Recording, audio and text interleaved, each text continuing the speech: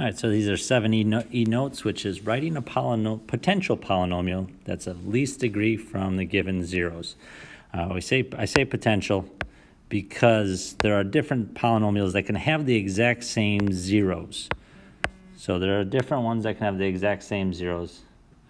And I'll give you a quick example. So if f of x equals x cubed plus x squared, it gives you can look at it, you can either factor this to find the zeros, or you can look on the graph, but you'll see that it'll be a multiple of 2 at 0. So there'll be 2 solutions at 0, and then it'll also be 1 at -1. Well, another function that would give you those exact same zeros would be something simple like multiplying each factor times 4. You'd still have the exact same 2, or 3 in this case, but 2, it would cross or touch the x-axis twice at 0 and -1. All right, so I'm going to get into now how we're actually the steps on how to write the polynomial. So we have, first step is to set each 0 to x.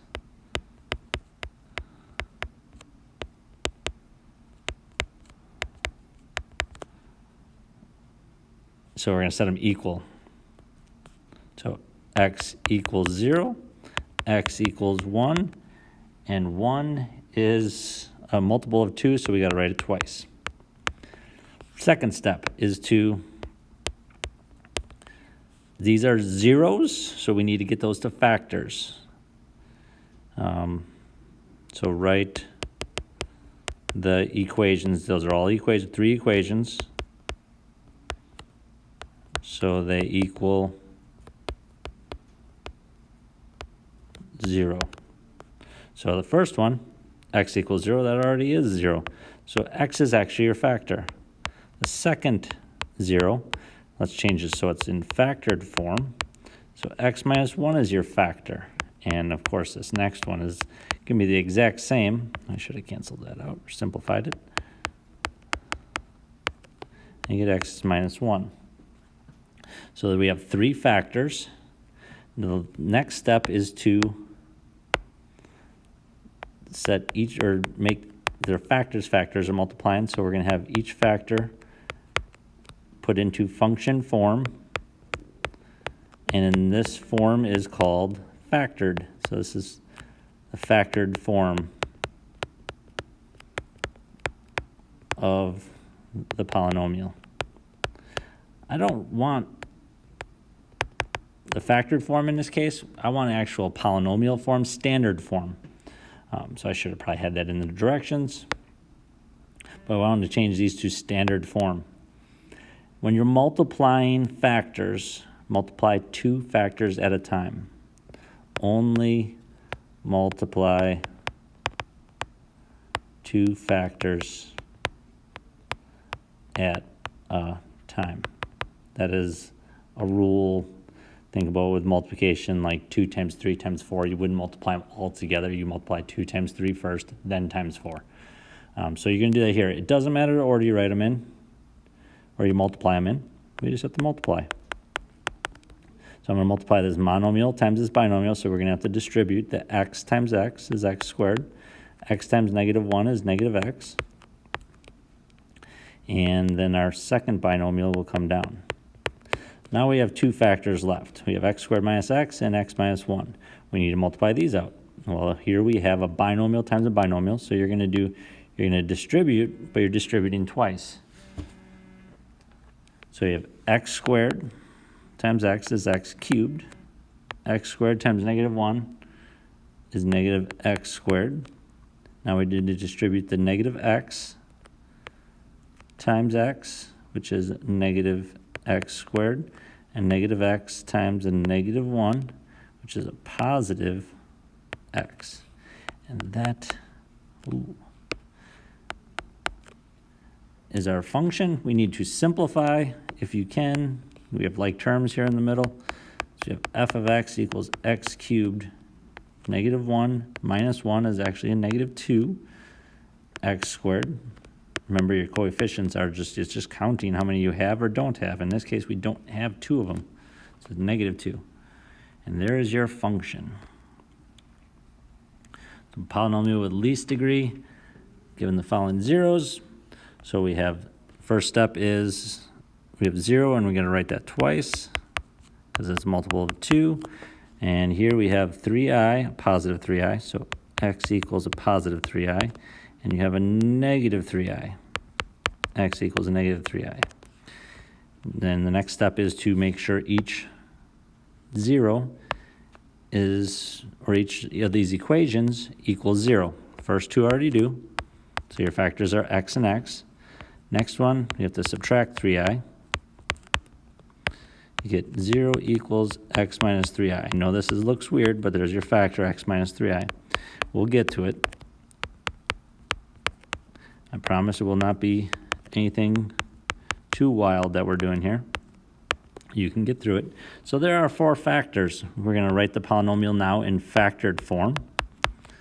So we have x, another x minus 3i, and x plus 3i. So this is a polynomial in factored form. But ultimately, we don't need factored form. We need in standard form. So we need to multiply it out. When you have, I have 4 factors, you have to multiply 2 factors at a time. The quickest way I know how to do this is you multiply the first 2 factors together first, so x times x is x squared. And we multiply the second 2 together. So x times x is x squared, x times 3i. Let's not make this complicated, we're just putting an x, multiplying it in. So it's 3xi, and negative 3i times x is a negative 3xi, and negative 3i times a positive 3i is a negative 9i squared. Now I'm going to simplify that second factor, x squared. Middle terms are opposites, they're conjugates of each other. They're going to simplify. And then we have I squared is negative 1, and it's negative 9 times I squared, so it'll be negative 9 times negative 1, which is a positive 9. That simplified down really nicely. I should have the f of x keep coming down. And lastly, we need to multiply a monomial here times the binomial. So x squared times x squared is x to the 4th. You are adding exponents with like bases, and x squared times 9 is 9x squared. And there is your polynomial, happens to be a binomial, that would give you a double solution at 0 and 2 imaginaries, one's at 3i and one's at negative 3i. All right, example 3.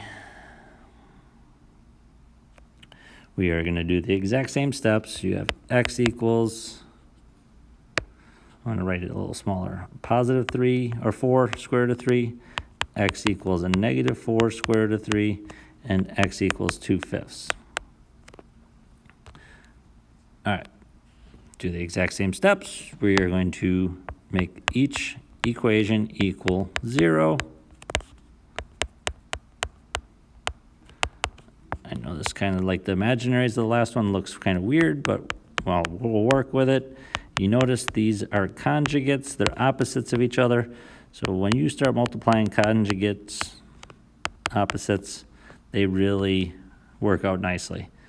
And the last one with this fraction, there's multiple ways you can do it. A lot of students I've had over the years, though, look at this as division. It is division, so you can divide by 5. So you're multiplying, do the opposite, multiply by 5. So you can, the deal why I can't, you could just subtract 2/5, but then you have a fraction, and you have to multiply the whole fraction, the whole factor by 5 anyways. We can't have fractions as factors. And there's a way around it, so we do it then. So we have 5x minus 2 is your factor, x plus 4 square root of 3, x minus 4 square root of 3. So we're going to write now in factored form. So x minus 4 square root of 3, x plus 4 square root of 3, and 5x minus 2. All right. That's factored form of the polynomial. Now let's multiply this out to get the standard form. So we do x times x. So I'm going to multiply the first 2. Those are conjugates of each other. With conjugates, you actually get really nice easy things in the end, an easy polynomial. So x times x is x squared. X times 4 square root of 3 is a positive 4x square root of 3. Then we have negative 4 square root of 3 times x. Look at these middle terms, they're going to cancel. Sweet. And negative 4 times negative 4, or positive 4 is negative 16. 3 times the square root of 3 times the square root of 3 is positive 3. That's like square root of 3 squared. And I'm going to rewrite that quick. So we have middle terms are opposites. They will simplify. We have x squared. 16 times 3 is negative 48. So that simplifies down real nice. And then let's bring that 5x minus 2 down, that factor. And now we're going to have to multiply these two factors together, and then we're done. X squared times 5x. Remember, you're adding exponents, so that'll be 5x to the third. X squared times negative 2 is a negative 2x squared. Negative 48 times 5. All right, so 5 times 50 is 250, and then 2 times 5 is 10, so 240x. And negative 48 times 2, that's positive 96. Any like terms? Nope, no like terms. There is our polynomial in standard form that would give you the 3 different zeros. All right, hopefully this helps, and yeah, ask me any questions in